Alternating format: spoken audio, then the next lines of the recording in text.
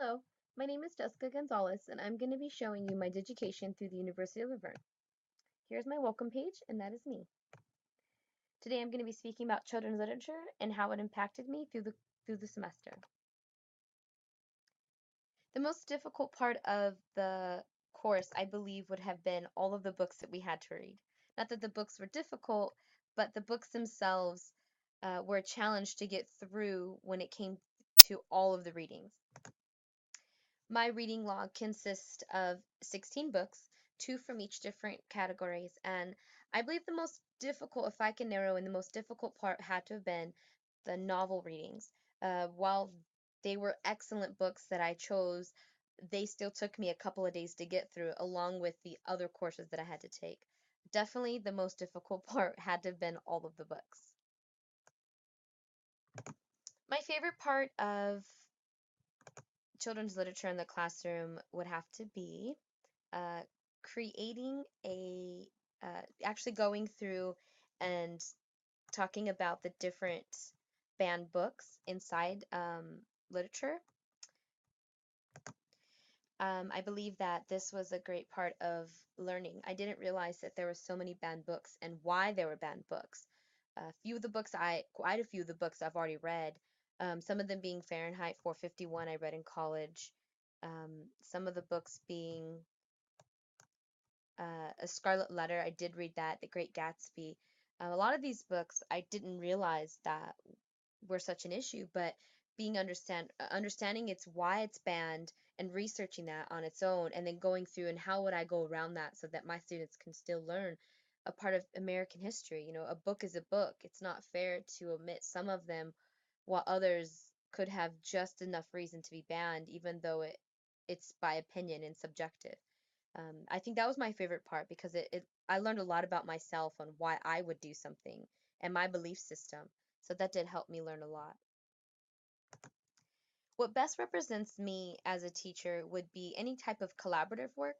One of the assignments that we did, we got to choose a partner, and I chose to work with Brianna Camarino, and we did an assignment on an author, and we chose to do a flipped classroom of author Judy Blume. We worked together. I believe that was most representation of who I am as a teacher because I like to work with someone else, and bouncing ideas off of someone else is really important because there's some areas that I may have forgotten or she may have forgotten, and that shows a lot of initiative. Not only does that good for myself, but my future self, because working with other teachers is inevitable. You know, we as educators have to know how to work with others, not just in our classroom, but how do you collaborate with other people with different mindsets?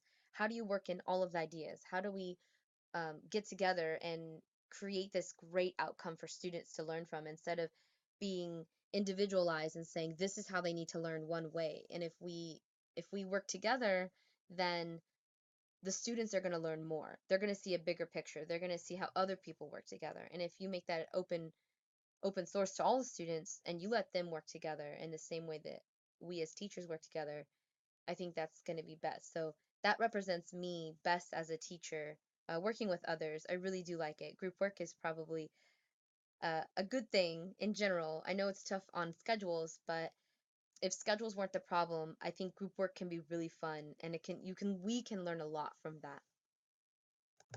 My portfolio has quite a few aspects in it. It is quite easy to navigate. I did align my portfolio to the coursework that I did take in general. I do have some great things here. I have my teaching philosophy, which is real simple but well put. The development of a student's education starts with the understanding of how effective their future will be when they can achieve personal growth within their own learning. As a teacher, I believe it is my responsibility to properly provide the best quality of education to my students through positive reinforcement as an interactive gateway. It is also important to create a positive and warm environment that students can learn in so they can concentrate on the value of material and why it is a part of their future. I truly believe that students need to know their value in this world. Yeah, they're one of 7 billion plus, but it's important that whatever their footsteps are, that they choose wisely. And if they do make a mistake, failing is quite okay, and they learn from those mistakes. And I believe if we give them those tools to learn from, and they do fail, that they see, hey, it's not the tool, maybe I need to change the way I'm thinking. And so we develop better students for their own good in their future. Definitely have my resume on here. And what I think is really important, not only through my children's literature, I have a student and parent resource with several areas of um, different links to help students and parents connect with the classroom.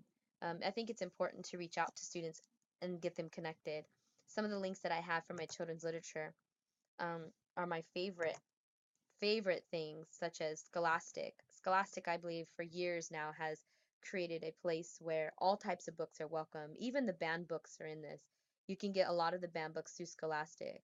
That's really important as well.